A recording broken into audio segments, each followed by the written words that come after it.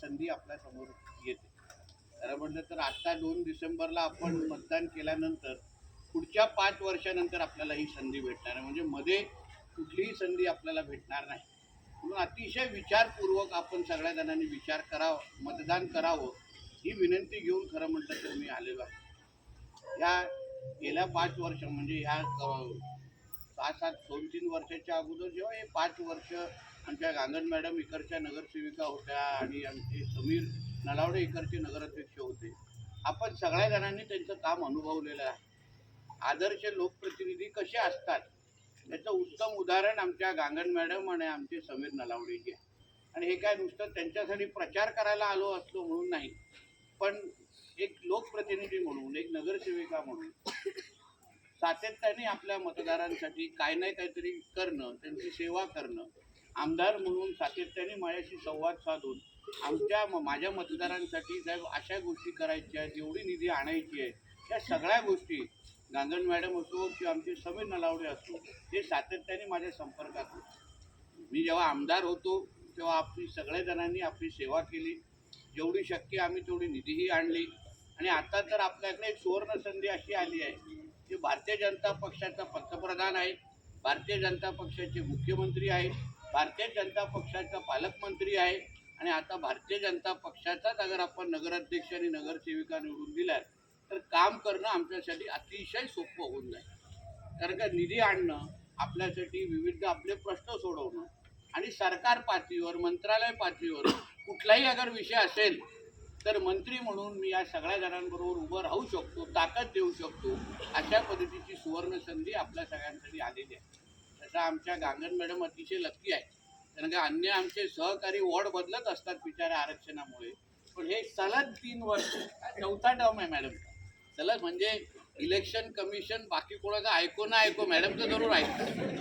म्हणजे कदाचित एका वॉर्डचं आरक्षण बाजूला ठेवतात आणि बाकी सगळ्यांचे आरक्षणाची चिठ्ठी काढतात, अशी परिस्थिती आहे. आणि म्हणून मतदार म्हणून तुम्हाला अतिशय चांगला योगायोग आहे की तुम्ही ज्या लोकप्रतिनिधींना निवडता किंवा वारंवार जे निवडतायत त्याच लोकप्रतिनिधी परत एकदा आपल्याला निवडण्याची संधी ह्या निमित्ताने आलेली आहे. आपल्यासाठी पुढची 5 वर्ष ही मी पालकमंत्री असतानाची ही 5 वर्ष आहे आणि म्हणून चांगली संधी आहे. निधी भरभरून आणू शकतो, आपले प्रश्न सोडू शकतो, काहीतरी ह्या कणकवली शहरामध्ये आपल्याला नवीन करायचं आहे, जेणेकरून ह्या कणकवली शहराचं महत्त्व अन्य शहराच्या तुलनेमध्ये वाढलं पाहिजे. ह्या दृष्टिकोनातून माझ्यासाठी तरी ही निवडणूक महत्त्वाची आहे आणि मला ह्यासाठी तुमचा आशीर्वाद हवा आहे. आमदार असल्यामुळे कामं करताना किंवा त्याची निधी आणताना काही मर्यादा असतात. आपल्याकडे दुसऱ्याकडे जायला लागतं, दुसऱ्यांना विनंती करायला लागते, निवेदन घेऊन जायला लागतं. आता तर मीच पालकमंत्री आहे, जिल्ह्याच्या आर्थिक सगळ्या नाड्यात माझ्या खिशात आहे, खिशातल्या चाव्या काढू नाही शकत कारण का आचारसंहिता आहे. पण मी तुम्हाला विश्वास देतो, तुम्ही निश्चिंत राहा. आमच्या गांगण मॅडम असो किंवा आमच्या समीर नलावडे असो, तुम्ही हक्काने एकदा आशीर्वाद द्या. आत्तापर्यंत मॅडमच्या अनुभवापेक्षा पुढच्या 5 वर्ष एक चांगला अनुभव तुम्हाला देण्यासाठी आम्ही आज सज्ज आहोत, हाही विश्वास तुम्हाला मी आजच्या निमित्ताने देतो. आणि मतदार म्हणून आपण ह्याचीही तुलना करा की एका बाजूला भारतीय जनता पक्ष म्हणून सगळी सत्ता केंद्र आमच्याकडे आहे आणि जी निधी आणण्याचा जेवढा अधिकार आहे तो सगळ्याचा सगळा आमच्याकडे आहे. आता बघा, शहर विकास आघाडीचे लोक जे आपल्या प्रतिस्पर्धी आमचे आहेत तेही बोलत आहेत की बाबा आम्हाला निधी आणायचे तर आमच्याकडे पालकमंत्रीकडे जायला लागेल. म्हणजे ते अगर माझ्याकडे देणार असतील त्याच्यापेक्षा थेट मॅडमच्याकडे देऊन टाकतो ना मी निधी. मी कशाला इकडे तिकडे दुसरीकडे वाटत बसू. म्हणून ह्याचा विचार तुम्ही मतदार म्हणून करा की कोणाची बाजू भक्कम आहे, कोणाच्या बाजूने राजकीय वलय आहे. आज सन्मान्य राणेसाहेब भारतीय जनता पक्षाचे खासदार आहेत.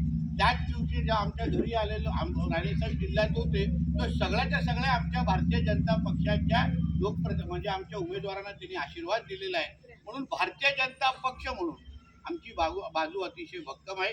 मतदार म्हणून तुम्ही सगळेजण आपण विचार करा.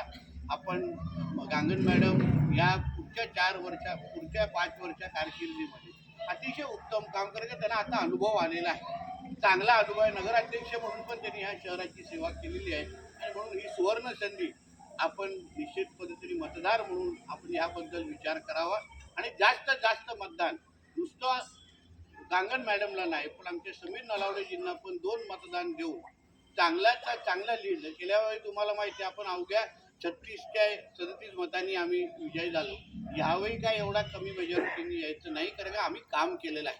आपल्याला आठवत असेल करोनाचा काळ आपल्यासाठी अतिशय संकटाचा काळ होता.